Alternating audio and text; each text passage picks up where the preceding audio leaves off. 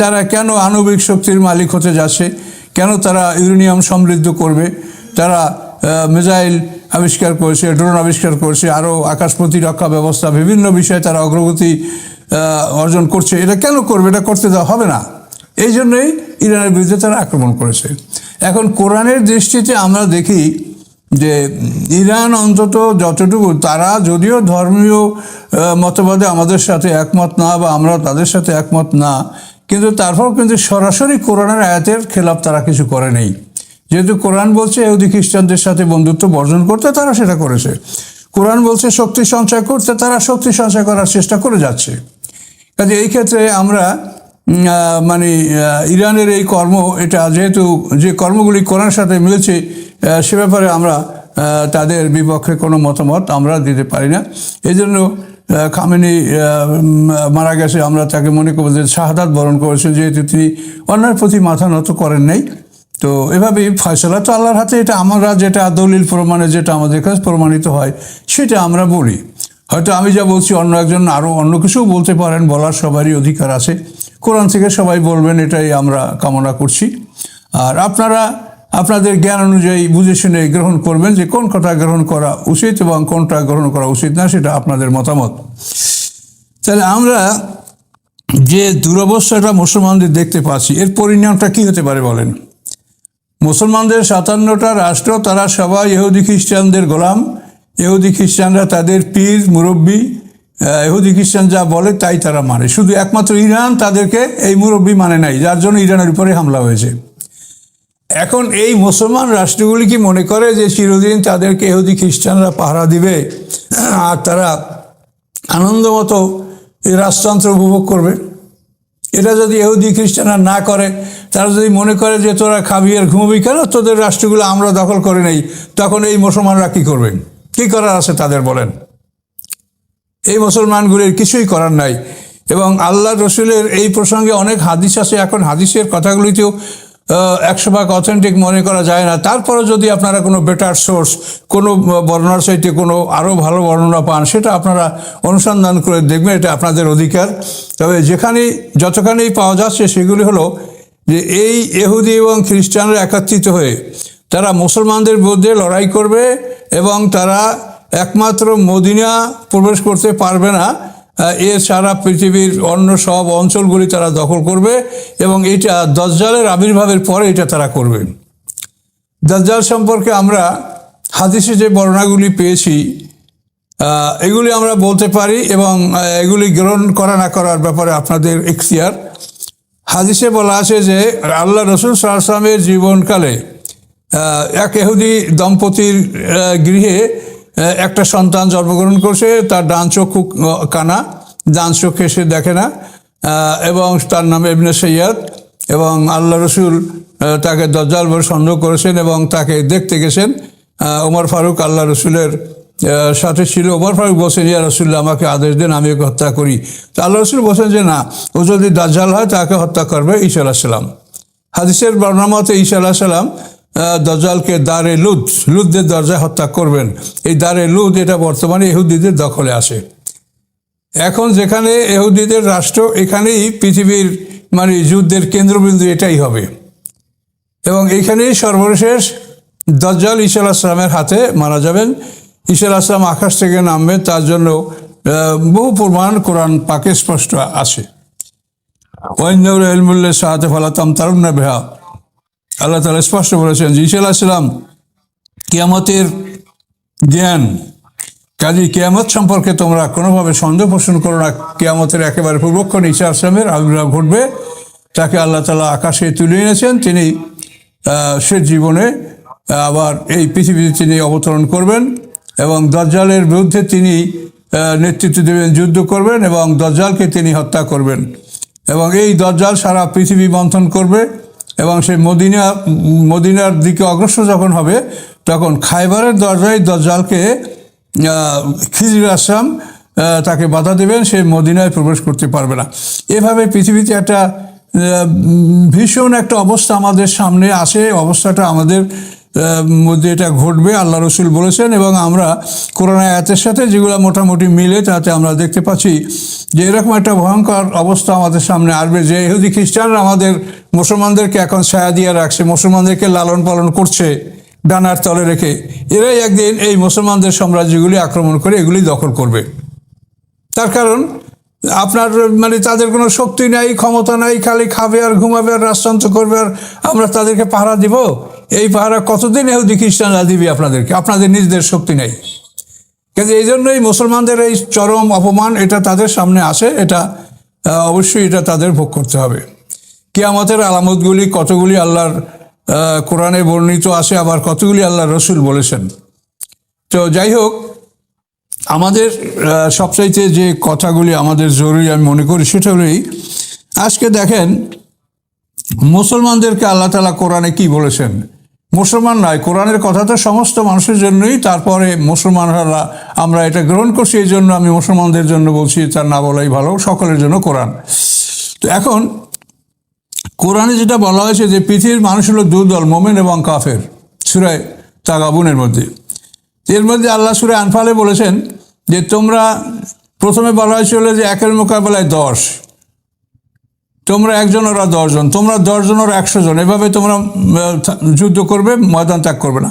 পরে আল্লাহ তাআলা সূরা তওবা আনফালের 66 নম্বর আয়াতে আল্লাহ বলছেন যে বিধানটা হালকা করা হলো এবং তোমাদের দুর্বলতা সম্পর্কে আল্লাহ অবহিত আছেন।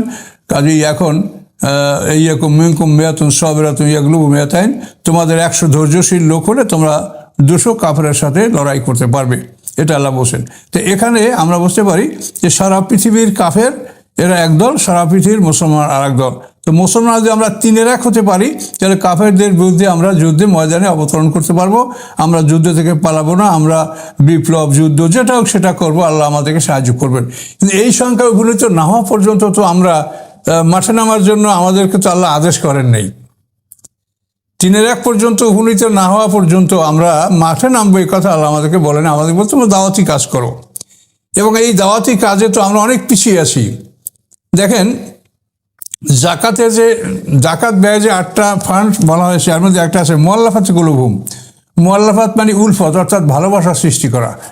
দুর্বলদের অন্তরে ভালোবাসা সৃষ্টি করতে হবে জাকাতের মাল দ্বারা। তো এইটা মোমেনদের কাফেরদের উভয়ের ক্ষেত্রে। মোমেনদের মধ্যে যারা দুর্বল চিত্ত তাদেরকেও জাকাতের অর্থ করে দিয়ে তাদের মনটাকে, মনের মধ্যে বন্ধুত্ব সৃষ্টি করা, আস্তে আস্তে ধীরে ইসলামের প্রতি তাদের ভালোবাসা বাড়বে এবং ইসলামের প্রতি তাদের মন দৃঢ় হবে। আর যারা দুর্বল অমুসলিম আছে তাদেরকেও যদি ধন সম্পদ দিয়ে কিছু সাহায্য সহযোগিতা করার প্রলোভন দেওয়া হয় বা তাদেরকে আশ্বাস দেওয়া হয়, তাহলে হয়তো তারাও ইসলামের মধ্যে দীক্ষিত হবে। যেটা আমরা দেখছি খ্রিস্টানরা কী করছে, তারা মিশনারি স্কুল, মানে মিশনারি গির্জা, এগুলির মাধ্যমে তারা অনেক মানুষকে তারা কিছু উপকার করছে। কাউকে ঘর করে দিচ্ছে, কাউকে বিবাহ করে দিচ্ছে, কাউকে ব্যবসার জন্য কিছু মালাসপাপ দিচ্ছে, কাউকে একটা গরু কিনে দিচ্ছে। এভাবে করে তারা মানুষকে প্রতিষ্ঠা করার চেষ্টা করছে এবং ধীরে ধীরে এতে করে সারা পৃথিবীতে খ্রিস্টানদের সংখ্যা দিন দিন বাড়ছে, কিন্তু মুসলমানদের সংখ্যা বাড়ছে না। তার কারণ এই কথাটা তো আল্লাহর কোরআনে আল্লাহ বলেছেন যে মুআল্লাফাতি কুলুবুহুম, অন্তরে বন্ধুত্ব সৃষ্টি করার জন্য জাকাত থেকে সম্পদ ব্যয় করবে। কিন্তু এই সম্পদটা মুসলমানরা ব্যয় করছে না, বরং মুসলমানদের যদি কোনো কেউ এই দিনের মধ্যে প্রবেশ করে, নবমুসলিম হয়, তাহলে সে মরণ পর্যন্ত নবমুসলিমই থাকে। তাকে রিহেবিলিটেশন, পুনর্বাসন করার জন্য এখানে কোনো নিয়মতান্ত্রিকভাবে কোনো ব্যবস্থা নাই। অথচ জাকাতের একটা ফান্ড এই বন্ধুত্ব সৃষ্টি করার জন্য ব্যয় করতে আল্লাহ বলেছেন।